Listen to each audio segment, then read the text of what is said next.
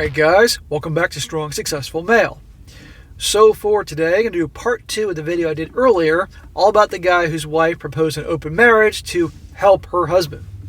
And as a quick recap guys, this is the guy, he's 38 now, divorced a few years, and thought he met the girl he's going to be with forever. They got married. In the beginning, everything was great as it always is. SEX 4 to 5 times a week. And then things started to really dwindle in the bedroom action to the point that they were having you-know-what a couple times a year. He was unhappy. They were like roommates together, all that. And one day, he mentions that basically he has needs, something's going on, and she proposed an open marriage. And he immediately knew that's it, it's over.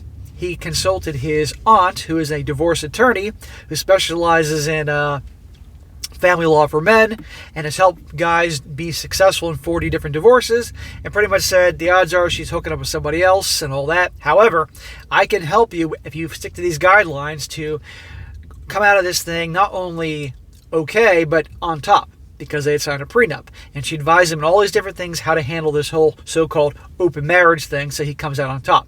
So we're going to pick up where I left off, because it ended where he and his wife, he told her, okay, I'll do this open marriage thing. She had her rules, he had his rules, and his rules pretty much made her worry because it proved that she has something obviously going on with a coworker. At least that's what he suspected. So now we're going to get into how this whole thing goes down and how this whole thing ends. And you guys that obviously saw the video earlier will definitely enjoy this. So it continues on. He says, part 2. I think the following 4 months were some of the hardest in my entire life. The first week after we talked, she was showing me attention like she used to. It was like looking at a completely different person than the one I've been living with for the last 2 years. It was the first Thursday after our talk that she came home and told me that she was going to be a little late getting home on Friday night. Gee, I wonder where she is. She didn't say where she was going to be doing, but it was pretty clear. The first thoughts I had was that she had denied any intimacy to me for over half a year, and after a week of our talk, she was going out. There was no doubt in my mind that she was more than likely already cheating on me. Well, yes, I absolutely agree on that, and you're going to find out what the situation is. But let's be honest here. Any woman that is above average looks can get guys like that. All she has to do is go on Tinder and any of those apps, and boom, have multiple guys after her. It's not that hard. But yes, obviously something's going on. Well, Friday came along, and she didn't get home until almost midnight. And I think my soul died that day. I didn't talk to her when she made it in, but I heard her go into the bedroom. I don't think I fell asleep until about 3 in the morning, and I wasn't sure if I had it in me to suffer through this to gather evidence like my aunt had suggested. I'm so sorry this happened to you, man. Really. I mean, remember guys, you obviously saw part 1, and see how easy she's jumping into this? Now obviously she's been doing this for a while, and she doesn't give a shit at all how he feels. And it is tearing him apart inside. I mean, this shit happens to too many good men. Now, I'm not saying there aren't bad men out there that treat good girls badly, but you get my point here. Good Lord. But don't worry. Our hero here will have the last laugh. On Saturday morning when I got up, she was already up and about and seemed to be in pretty good mood. Well, she got a whole lot of free sausage the night before, and she's getting away with it, so of course she's in a good mood. She noticed almost immediately that I wasn't very happy and tried to talk to me while I was eating breakfast, but it hurt to even look at her. I think she realized that I wasn't in a very talkative mood and tried to reassure me again that we were going to be okay once we got used to our new marriage. What a selfish a-hole. I told her that I just needed time to process everything and that I don't want to talk to her right now. She smiled a little before she told me that I was a great guy and I wouldn't have any problems finding someone to spend some time with. I'd never been a violent person, but I wanted to punch that smile right off her face and stomp her into the dirt. But I just gritted my teeth and nodded. Yeah, definitely a good idea. You didn't do that. After breakfast, I got cleaned up and told her I was going out for a while before driving over to my uncle's house. I don't know if it was the anger or frustration, but I'm ashamed to admit it that I cried most of the drive. Dude, there's no shame. You're human, just like the rest of us, okay? If you're going to cry, get it out of your system, that's important. And just don't let her see the crying. Good Lord, don't do that. On your own, in your car, pull over to the side of the road, cry, scream, yell, whatever you got to do. Let the emotions out, and then you can begin healing and start your plan. By the time I made it to their house, it took me a few minutes to collect myself before going in. I didn't have to say anything. I guess the look on my face said everything they needed to know. My aunt just wrapped me in a hug and was whispering that I was going to be okay. I choked up again, but at least I don't cry in front of them. Good idea. Keep it to yourself. But even if you did, no shame there because they are family. It was just hard to wrap my mind around the idea that all the work I put into our relationship ended up being a complete waste of my time. Brother, there are so many guys out there watching this right now that understand. I ended up telling my aunt everything that happened and everything she said, and my aunt's response gave me the first reason to smile in a long time. My aunt said, and he says this in quotes, "We're going to ruin that bitch." I like your aunt. I said before that I loved her and didn't want to cause her any pain. Well, after that morning, I changed my mind. My aunt then gave me a little hope. She said that since she's already gone out, it was time to start farming for any evidence that I could find. The sooner I had something, the sooner I could end this nightmare. And she told me that I knew it was going to be hard for me to keep my wits, but I had to keep my eyes on the prize. I asked her how the process for filing for divorce was going to go, and if she knew anyone that could represent me, and she hugged me again and told me she would be representing me pro bono and not to worry. Remember from part 1 that his aunt initially was not in family law. She was in real estate law, but then her son, his aunt is his uncle's second wife, who's a good one. Her son got divorced and was just destroyed in the divorce process. They ended up ending his own life. So this is personal for her now. And now her nephew is going through potentially through the same shit. So she's doing this for free, and her passion is behind this. She couldn't save her son, but she's going to save you. So you got it made. All I had to do was not give her any indication of what was coming. Well, I think this guy's wife is going to be so blind with all the sausage she's getting that she's not going to be paying attention. So that was the first week in hell. Over the next month, my wife had gone out 7 more times and was acting like she didn't pour gasoline on my heart and lit on fire. I did what I could to avoid her when possible by making excuses that I had to work. I needed do in our office, and when I couldn't avoid her, I did my best to stay as calm as I could. I've seen stories where guys put up with this nonsense with plans of staying in the relationship, and I just don't know how they can do it without eating a bullet. I had my exit plan, and it was still eating me alive every time I saw her smile at me. Remember what your aunt said. It was about 2 weeks into the open relationship that I asked to see her phone. And it was probably a mistake to make that one of the rules because her phone was wiped clear of every contact except me and our families and her best friend. Of course she did that. She's not stupid. She's an a-hole on multiple fronts, but she's not dumb. So she knows you're going to look at her phone and she's going to hide any evidence. She didn't have any dating apps, and I remember reading somewhere about there being software that can recover deleted items. But I didn't want to give her any indication that I suspected anything was off. I had to figure out a way to find some evidence, and it wasn't going to be on her phone. It was in the second month of our new arrangement that I couldn't take it anymore. My wife had asked me one evening that if I was having any luck, and I told the truth. I hadn't talked to anyone yet, and she just smiled and reassured me that I would find someone soon. Of course she's smiling, and she's thinking, yes, I'm getting all the sausage I want. Meanwhile, my husband isn't seeing anybody. I have no competition. This is wonderful. It's the cake and eat it too situation, which so many gals can be in one way or another, thanks to the family courts or weak guys. Let's see here. Where did I leave off?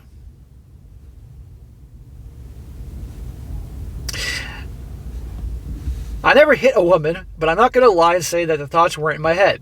I ended up going out for a drive and called my aunt. I told her I didn't know if I could continue living like this, because other than knowing she was going out, I wasn't able to find any hard evidence to prove it, and it was taking every ounce of self-control that I had not to drag her to the front door and toss her out. Well, if you lost it, nobody would blame you. She gave me the idea that set me on the path to freedom. I guess their law firm has a private investigator they use on some cases, and she referred him to me. There you go. It was expensive, but it cost a hell of a lot less than my sanity and dignity. Dude, that PI would be worth every freaking penny. I made an appointment with his office a few days after my aunt told me about him and hired him to get whatever evidence he could that would stand up in court. The one factor that I had in my corner was that my wife had been telling me the day before when she was going out. In hindsight, I think she was getting some kind of effed up pleasure in rubbing it in my face. Possibly. I don't know if that's why she was doing it, or she was doing it in some warped way to reassure me that she'd be open and honest, but it paid off in the end. Over the following 3 weeks, she had gone out 5 times, and each time I let the PI know that she'd be leaving straight from work. I was fairly certain that she was seeing someone that she worked with, but I wasn't 100% sure until the PI had pictures and a video of her walking out of the building each time with the same man and following his car to the hotel. I knew the guy. It was her direct supervisor, and the piece of crap was married with 3 kids. So remember the rule that you're not supposed to see somebody more than twice? I think that was her rule. And the rule he had, nobody to work with. And how she looked nervous and all that. You all recall? There you go. She's breaking the rules. And this guy's married with kids. And what do you want to bet this dude is not in an open relationship? I can still remember feeling elated and like death warmed over after talking to the PI and seeing all the evidence. I ended up taking everything to my aunt, and she said she was going to take care of filing everything. She then asked me if I wanted to give my wife her copy or if I wanted her served. I guess I could have taken the higher road and just given her the copy and acted like an adult, but I wanted some humiliation like she had given me. And she deserves it. I asked if she could be served at work, and she had a huge smile on her face before telling me that it would be done in the next couple of days.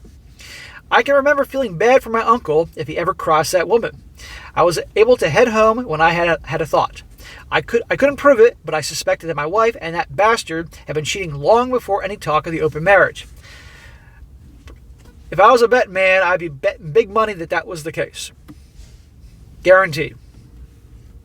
For some reason, I didn't think it would be fair for Denise to pay a penalty and let that piece of crap get away scot-free, so I asked my aunt if it would be okay if I gave all the evidence to his wife. She said yes, but not until Denise had been served. There you go. Because you know what? That piece of crap obviously knows that she's married and he doesn't care. So he should get it too, not to mention the fact that he is married and has kids. I mean, this guy's wife is awful too, but at least there's no children here in the picture. By the time I got home, I realized I was smiling, and Denise noticed as well. Her first question was if I found someone to spend time with. I shook my head and ignored her for the rest of the evening after telling her I was tired and was going to bed. That was on a Wednesday. My wife was served at work the following Tuesday. My aunt called me just before lunchtime to tell me the papers had been served, and it was only a couple minutes later that my phone started blowing up with calls and texts from Denise asking what was going on. I ignored them and checked out of work early and drove over to the piece of crap's house. I felt terrible for giving his wife such shitty news, but I explained what was going on. When I left, she was on her knees crying. I know it was the right thing to do, but it didn't make me feel very good. At least she knows and has all the evidence on that mother effer. When I made it home, Denise was in the living room waiting on me and was crying. Oh, boo-hoo, honey. Her tears didn't make me feel bad at all. As soon as I walked in, she was on her feet screaming at me, asking why I filed for divorce. Why do you file for divorce? Why do you think? You out of your damn mind? I said because you broke the rules, and that brought her up short.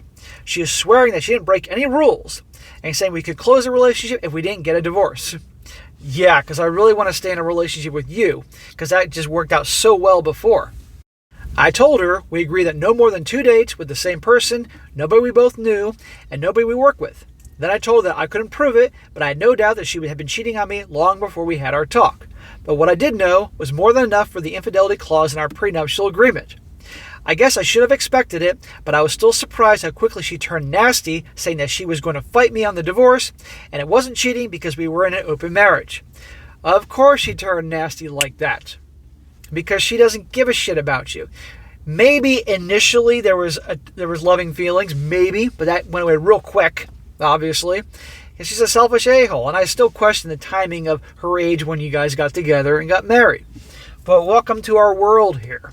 And I am convinced that, most people that get married, I'm convinced absolutely most of the time, that the woman is not in love with the guy. She is only doing it because she's turning a certain age soon, wants kids, wants family, all that. And the guy she really loved ain't going to marry her. I'm absolutely convinced of that.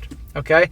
And remember, men and women love differently. And that is an absolute fact if these gals are capable of love.